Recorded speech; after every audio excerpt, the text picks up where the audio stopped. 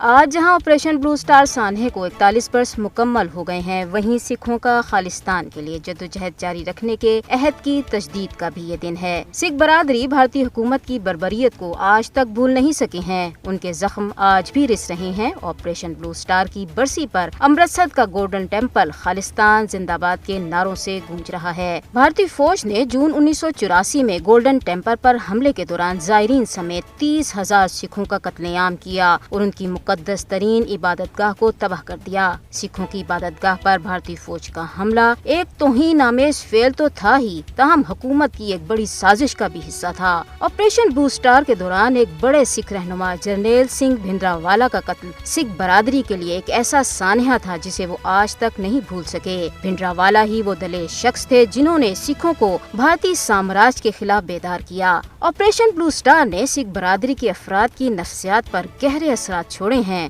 وہ بھارتی فوج کے ہاتھوں اپنے مقدس ترین مقام کی بے حرمتی کو کبھی نہیں بھول پائیں گے۔ سکھ پرعزم ہے اپنی شناخت کو بچانے کے لیے۔ یاد رکھنا چاہیے کہ سکھوں کی لڑائی بھارت کے خلاف نہیں ہے، بلکہ یہ جنگ ہندوتوا کی بالادستی کے خلاف ہے۔ سکھ برادری کے لیے علیحدہ وطن خالصتان دیوار پہ لکھی ہوئی ایک واضح تحریر ہے۔ سکھوں کے درد اور اذیت کو کشمیریوں سے زیادہ کوئی نہیں سمجھ سکتا، جو گزشتہ 7 دہائیوں سے بھارتی مظالم کا مشاہدہ کر رہے ہیں۔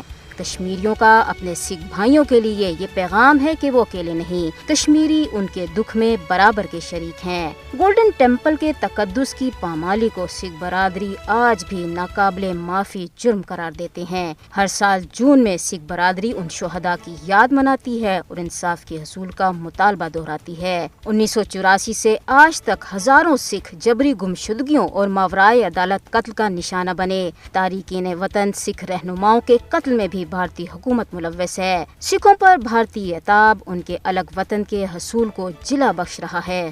جون 1984 میں گولڈن ٹیمپل پر حملہ نام نہاد بھارت کی جمہوریت پر ایسا بدنما داغ ہے جسے مٹایا نہیں جا سکتا۔